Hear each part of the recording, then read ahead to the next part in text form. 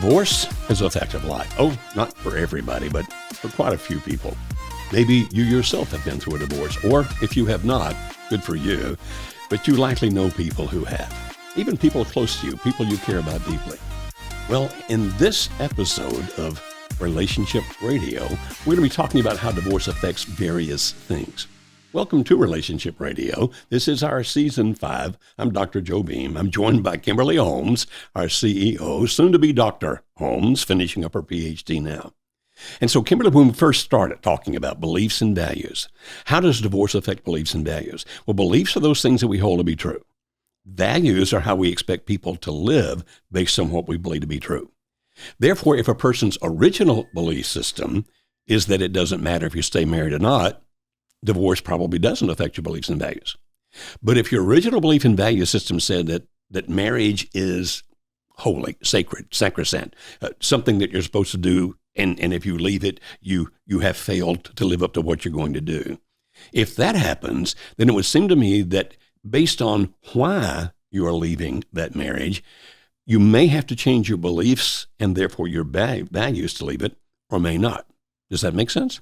Yes, I think it does make sense. But I would also say that whether or not you believe that marriage should be a lifelong commitment or whatever, that divorce can affect your beliefs in other people. So many times I've seen when people divorce and they say, see, either I knew that I wasn't good enough, or I knew all men were narcissists, or I knew this, that, or the other. And so that's not a belief necessarily about divorce or marriage, but it is confirming or altering beliefs about relationships in general that can be affected as well. Absolutely. And so if my spouse has been continually unfaithful to me till I finally get to the point where I'm saying I can't live like that, I may actually divorce him or her without altering my belief and value system, which is that about marriage is to be this faithful relationship. On the other hand, if my belief system has been marriage is to be that unique relationship that's not to be affected by relationships with other people, and I wind up leaving my spouse because I want to go be with another person, then in the process of doing that, I have to change my beliefs and values. Correct? Yes, to an extent, yes, in order to not feel the shame or the guilt associated with breaking the commitment that you said that you had made when you got married. But I do have a question for you here as you're talking about this, because especially for people of certain religious backgrounds, they may have a very strong belief that if their spouse is in an affair, that it is their out. They get to divorce, and maybe there is no guilt associated with that because religiously it's approved and accepted. So we, of course, hold the stance that a marriage can be saved even if an affair has happened or is currently happening. That's correct. How do you rectify that if someone has a belief that they can do it and they should do it because of an affair? Well, I think there's a difference between believing that you can and that you should. There are some people who actually believe that. If your spouse is unfaithful, then you should divorce. And if they don't divorce, then they wind up living in contradiction to their beliefs and values. On the other hand, there are people who are saying, well, yes, it is a reason you may, but you don't have to. It's not required. And in that case, the belief and value system doesn't have to change. And so you look at this and go, okay, but if my belief and value system changes, either because I'm the one that wants out of the marriage or I'm the one being abandoned by the other person, if your beliefs and values change, you become a different person. That's why, one of the reasons why I should say, that the divorce rate, the first marriage is roughly 50%. There are people who try to say that's not true, but the statistics are still pretty accurate. The likelihood of a second marriage ending in divorce is 67%. And the likelihood of a third marriage ending in divorce is 75%. I would think that part of the reason for that is if you change the belief and value system saying, okay, I have changed my beliefs to make it okay if I leave a partner, a spouse, because I just don't want to be there with them, or I think there's something else more attractive, then having changed that changes you into a different person who will wind up living a different lifestyle. Right. Absolutely. So what do we say that we hope can help people about that? Yes. Well, for the person who's wanting to save the marriage, then our encouragement is don't change your beliefs during this time. Stay focused and committed to the vows that you made and work towards them. Now, a divorce still may happen, but if you were not the one to make that choice, and I guess, that At some point, you have to make the choice to sign, but that comes much later. But if you did everything you could to save the marriage, then you've held fast to your beliefs. Now, to the person who's wanting out of the marriage, that's going to be where things get really rocky. And this is where we see all of the time, the people who end up. I was doing a podcast interview just 2 days ago, and the guy is remarried. He's in a second marriage, but he was talking about his first marriage. And he said he actually broke down in tears and said, never let my current wife hear this. But he said it anyway. Like, I don't know if she's going to find it or not. Everybody listens to your podcast. Everyone listens. He said, I regret not being able to make my first marriage work. I've heard that so many times. So many times, because ultimately you changed after that. And he did. I mean, he opened up about how he ended up being an addict and alcoholic and all of these things. So yes, it changes you. Once you cross a boundary that has been important to you, other boundaries start falling. Okay, so if a divorce occurs, how does it affect a family? Either whether you're the one that wants the divorce or the one sending for the marriage, you actually did your master's thesis on this, did you not? Specifically in children. So what aspect of this do you want to talk about? Oh, whatever you think would be the most important for people to hear. I mean, you're the one who did the research on this. So let's talk about the kids because they are neutral ground. Okay.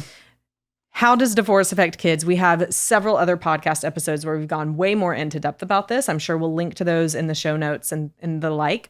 But as an overarching statement, the biggest way that divorce affects children is because it leads to fatherlessness.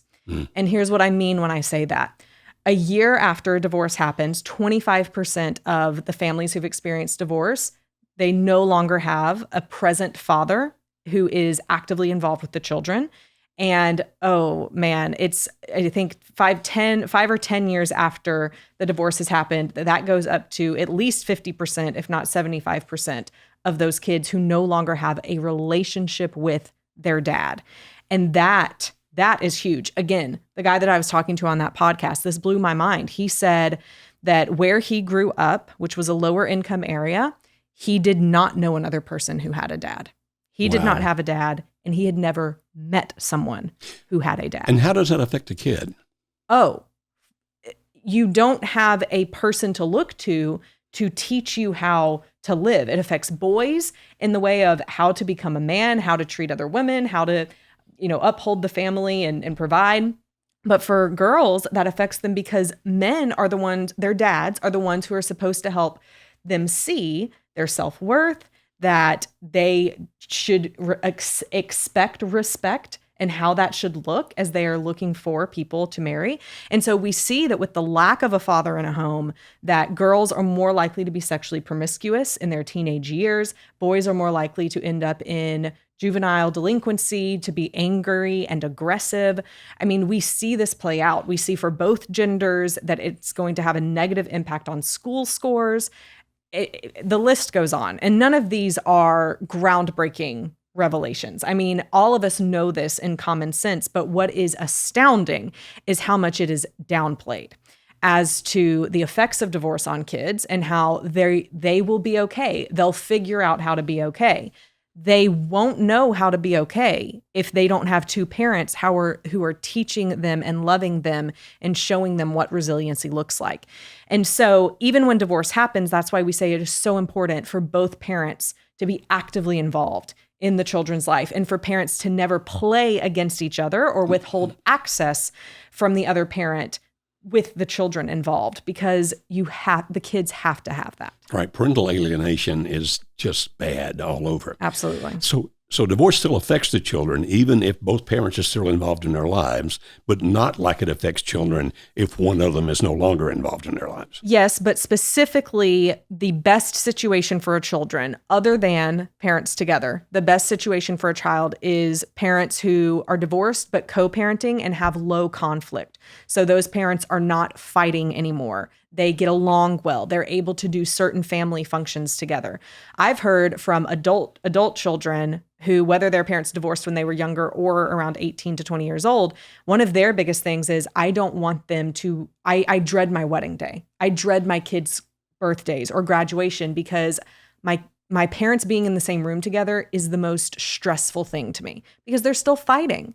And so this is continuing to eat in to the children's, lifelong dream of family. Okay.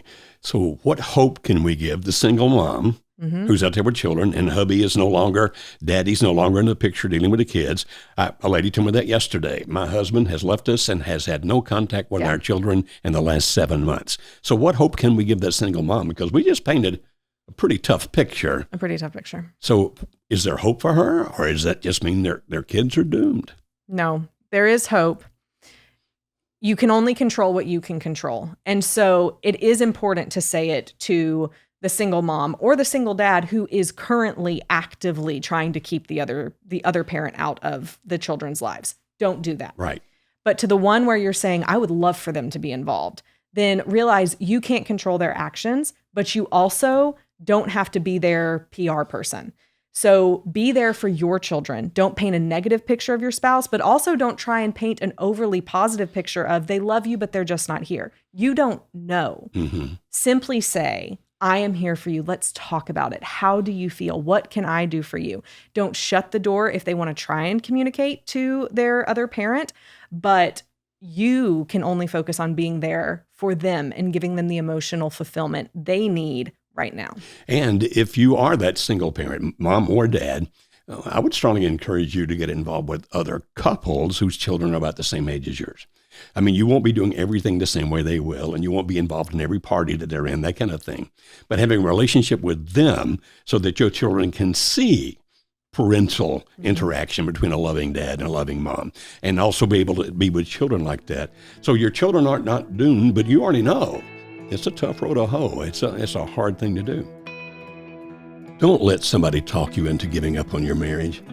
You know how much you love, and you know your spouse. And even though he or she is doing something now that you hate they're doing, you know that inside that good person is still there. Save your marriage. We've been doing this for 30 years. We'd love to help you save your marriage. We have a tremendous success rate. Go to marriagehelper.com/workshop. Please, let us help. Kimberly, in addition to family, how does divorce affect a person's friends? This is that age-old scenario you hear about. You have to pick sides. I don't know that someone has to pick, but typically people do pick sides because there's hurt, there's bias, there's all of those things, and people are going to gravitate one way or another. Now, Rob and I, unfortunately, in the military, I believe the divorce rate is much higher in the military, and so we have had a lot of couple friends who have ended up divorcing. And I've been able to stay friends with the wife. He's been able to stay friends with the husband, but it is not like it used to be, right? It can't be. And so it's even one of those things where I don't want to mention certain things that I know about the other, and it just becomes muddy. So how does it affect friends? They're going to feel awkward. They're going to feel like they have to choose, and it's going to change the friendship. And unfortunately, some of those friends may just buy what you or your spouse says hook, line, and sinker. About the other spouse. About the other, whether it's true or not, which can breed a whole nother set of messes. But yes, it affects your social life for sure. And whether you believe it or not, your friends sometimes can actually work against you because of the fact that they love you, they care about you, and because of that, and because of what you've said about your spouse, because you tend not to talk about what you did that was not great. You tend to talk about what your spouse did that was not great. And sometimes your friends can wind up giving you terrible, terrible advice. For example, Kimberly, and if this sounds prejudicial, can I say that word? Apparently not. If this sounds like I'm prejudiced, you correct me on it. But one of the things that I always see as being a major difficulty is if a woman is leaving her husband once out of the marriage, and all of a sudden all of her friends are other divorced women. Because they begin to feed that you should be divorced, you shouldn't be married, all men are bad, et cetera, et cetera, et cetera. Now, am I being sexist when I say that? If so, tell me. I think it applies the other way as well. I don't know that we hear about it as much, but I do believe there's definitely times when men, once they've decided to no longer stay committed in their marriage, start surrounding themselves with other guys who are going to live the kind of life that that man Good is point. seeking for. Excellent point. So forgive me for the sexism. Kimberly's right about that. And so finally, how does divorce affect future relationships? Mm-hmm. Yeah, well, we need to discuss this from the two different angles. So there's the angle of that spouse who tried to save the marriage. Mm-hmm. And so, like we said earlier, if you have fought hard and you've done the work, then we believe that you're set up for a lot of success in a future relationship Mm-hmm. because you're bringing the commitment of trying to make a marriage work Mm-hmm. into that relationship. Now, for the person who wanted out, Mm-hmm. they are likely going to have, if they continue down the road of, I'm going to continue to do what makes me happy, I'm chasing after a feeling, I don't want to feel guilty about what I've done, then they are likely to have a very rocky road ahead of them in relationships because there's a lack of commitment, a lack of working to do the right things to make that relationship work. Hopefully there will be a turnaround point. Hopefully. And many times we've seen people in their second marriages come to our workshop because of that. I didn't make the first one work, but this time I want to do something different. And we love Right. that. That's great. We want to help them save that marriage. But you're absolutely right. They're chasing something they don't even really know exactly what it is, and they're not going to find it. Mm-hmm. So I agree with you wholeheartedly. When they finally come to the realization that, look, it's not like you see on TV. It's not like you read in romance novels. That relationships do have their fun and wonderful and fulfilling aspects, but also require some work. Mm-hmm. So I want to say one more time the first thing you said. People who do the right things trying to save the marriage, if, God forbid, that marriage still falls apart, like attracts like. And these people become stronger. They become better. They become a more wholesome, if you let me use that word, human being than they were before, a better version of themselves, and like attracts like. And so if you're fighting for your marriage and it doesn't work, the very fact that you do the things you do to fight for your marriage can actually help your future relationships. If you're the one abandoning a marriage because you're seeking something else out there, you're probably not going to find what you're looking for. And at some point, you'll have to face the reality of that. So, Kimberly, how would you wrap up this session of Relationship Radio? Well, not knowing exactly what state people are listening, not state as in geographically, but the marriage state that they're listening to this in, I hope everyone hears that even though we've talked about a very depressing subject, that there is hope. So many people probably listened to this from a stance of, I don't want to get this divorce. What is going to happen?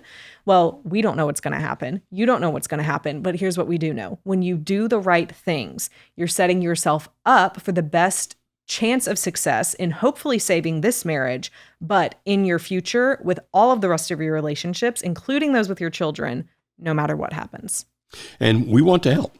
We'll do everything we can to help you save this marriage. And if, God forbid, this one doesn't make it, that can help you then in a new relationship down the line. Now, we're not in the new relationship business. We're actually wanting to help you save your marriage. And Kimberly, what can we refer them to say, okay, how can we help them right now? What can we do at this moment? The best thing that we have is our 3-day turnaround workshop for marriages, which has been around for over 24 years as of 2023. It started in 1999 and has had thousands of people go through it with over a 70% success rate in situations like we have been talking about on this podcast, headed for divorce. And so the best way that you can start, if you want more information about that workshop, is to go to marriagehelper.com/workshop.